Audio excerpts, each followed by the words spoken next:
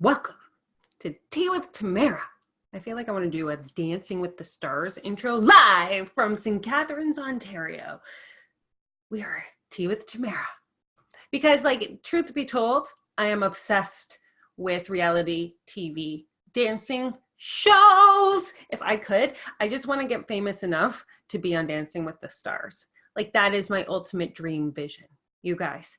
And not only that, but every time I watch these shows, I secretly pretend I can dance differently in some way. I dance with myself in the mirror and I dance around the house a little bit differently because somehow I feel like the vibration of the dancers are somehow traveling through the TV and into my being and body and making me a dancer somehow energetically. It's not really happening, but in my mind it is. And you want to know what else? I am obsessed with young adult fantasy novels. And in most of my life as a young child, I was kind of like the kid who watched Star Trek and went to Star Trek conventions and, had fairies and unicorns in pictures on their wall and on their shelves. And why am I telling you all of this information off the go of Today with Tamara today is because true authenticity is what I want to talk about today. About really allowing ourselves to be embodying the very versions of ourselves that we are fearlessly, throwing our beings, our essence, our truth, our inner guidance out into the world and not worrying about what other people may say. Because the fact of the matter is if we are worried, say we're ooh, if I say this, what will so-and-so think, or this person or that person, or are my potential clients, or yada, yada, yada. If you're worried about what these people are going to think or say, truth bomb. They not your people. They're not your people. Proper English. They're not your people. If we are in fear over what somebody is going to think, say, or do based on us being our true authentic self, guys, that's the problem right there. Because there is a whole group of people who are just waiting for you to stand fully in your essence, in your presence, your truest vibration, in alignment with your core gift, your stardust, what you were put on this earth to do, and stand there in your right full embodiment of that, shining your light. No matter how nerdy or geeky, or this is just me, or fantastical or, magical or, love-filled that it could possibly be. Because the truest of statements, and you can probably hear this from most people, is that the more you own all the things, then the more people are going to lean in and say, what are you doing? And why are you doing it? And how are you doing it? Because you're so authentic and real. And I just love what you're saying and what you're doing so much. How can I do it too?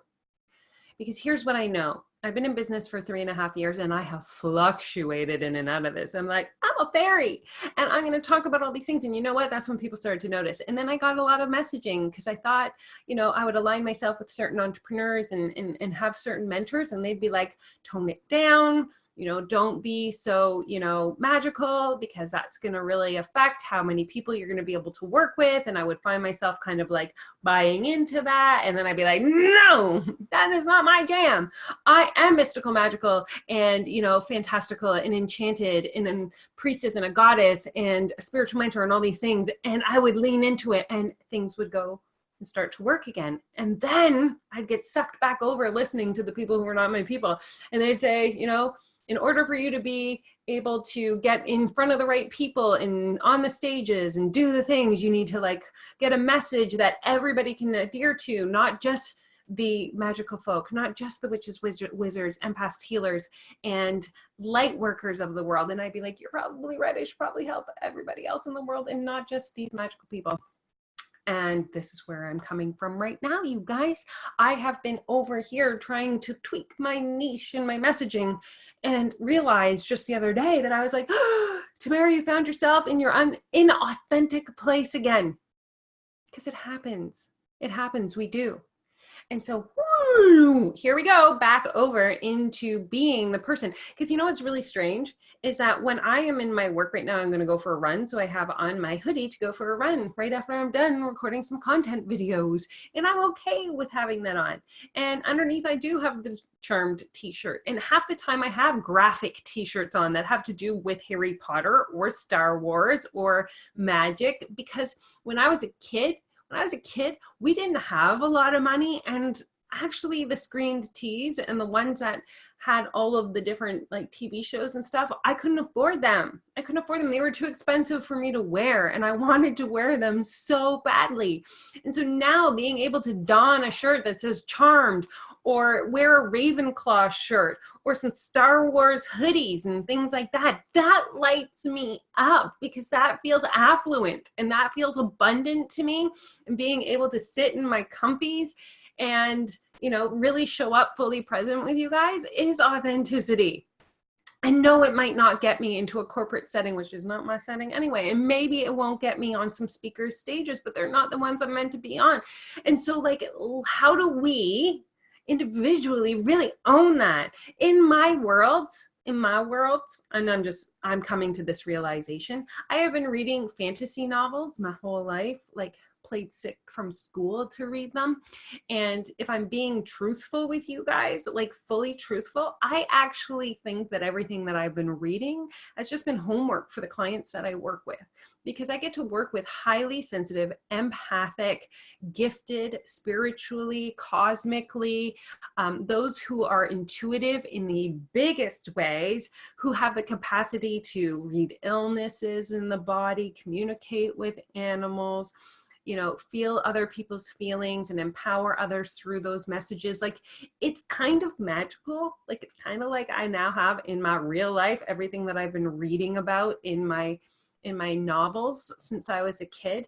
And that to me feels like true authenticity, because it is the essence and the vibration that I have surrounded myself in my entire life. So my question for you is, do you love New Kids on the Block? Just kidding.